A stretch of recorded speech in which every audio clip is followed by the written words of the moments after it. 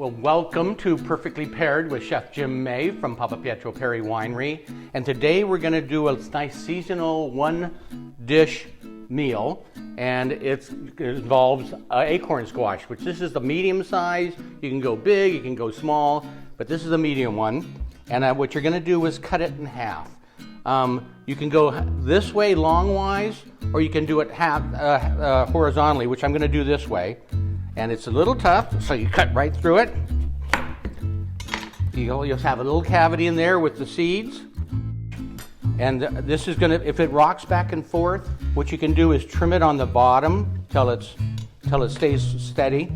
This is going to be stuffed with our mixture, which I'm working on right now. But while you have an hour, while it's getting tender, they'll give you plenty of time to make the sausage stuffing. So I'm browning the sausage. I'm using pork, so I'm using half pork mild and half pork sausage spicy, because I'd like a little heat to it. And so once this is browned, which is now, I'm going to remove the meat. There's still some oil here, but you might add a little bit more because I'm going to be sauteing vegetables. So then all the sausage is cooked through.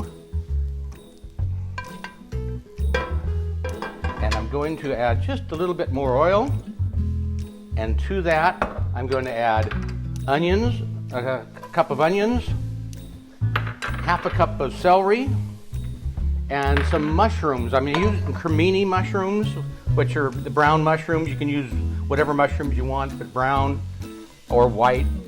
So while the celery and the onions and the mushrooms cook, I'm going to cut about a half an apple. This is a Granny Smith. It's tart, it's bright, it's crunchy. It gives a nice contrast to the dish. And what I did earlier is I took some dried cherries and put about a quarter cup of Papa Pietro Perry wine in it to plump them up. So that gives you a little bit more of a bridge for the wine and the food. And this is going to be just diced up. This will be in the second part of the saute here. And the second part is going to have those cherries with the wine. And then I'm going to put in some farro. Again, Middle Eastern roughage is great for you, lots of vitamins. It takes about 10 to 20 minutes to cook, depends on what variety you have. After cooking the vegetables down for about 4 to 5 minutes, you put in the cherries along with the wine that you soaked it in. That kind of deglazes it. Put in some apples for texture and a little sweetness. And then once that's done, get all those little bits off the bottom with the wine. And once that all cooks in, we're going to finish it off with about a cup of the farro.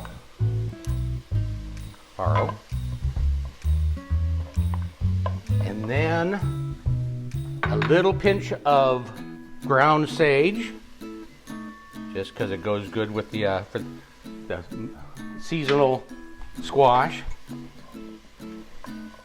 And then all this is going to be done, and then we add it to we add the sausage to that. And at this point, you wait for the squash to finish. When it comes out of the oven, it's going to be tender, like this is raw.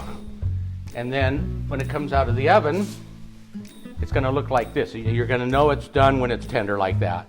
Okay, so once the squash is done, before you put it in the oven, I give it a little brush with some butter and some sage and a little bit of garlic. You just take it, and that's why there's a little bit of this color to it, and you brush it till it's covered. So once this is cooked and tender, we're going to fill it with the cherry and the pork and the mushrooms.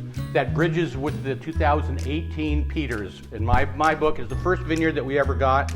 It's the last fruit that's picked, and it's got the most cherry of all our wines.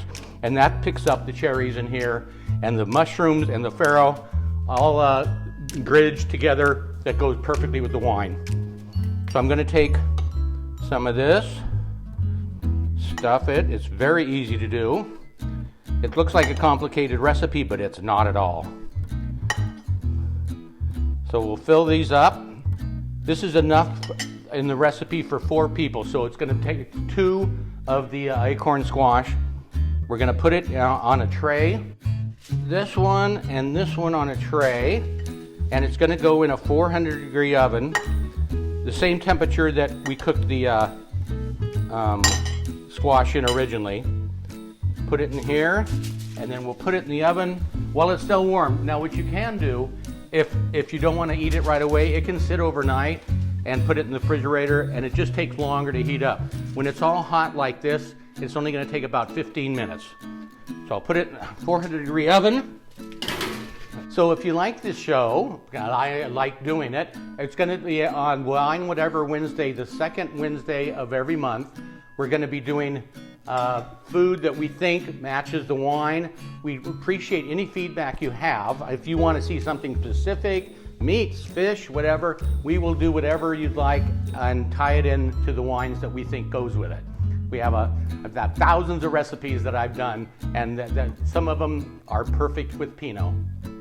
So after 15-20 minutes, it's going to be hot, and we're going to just plate them up. Like I said, this is enough for 4, but I'm just going to put up 2 right now and give a bite of some of it. Get this out of the way. So when you take it out, I'm going to do a little taste test because I want to make sure it's hot all the way through. You wouldn't really do this if you had company, but I'm with you. Well, that's delicious. I'm going to try it with the wine, the 2018 Peters Vineyard from Papa Pietro Perry. Easy to do, can be done ahead of time.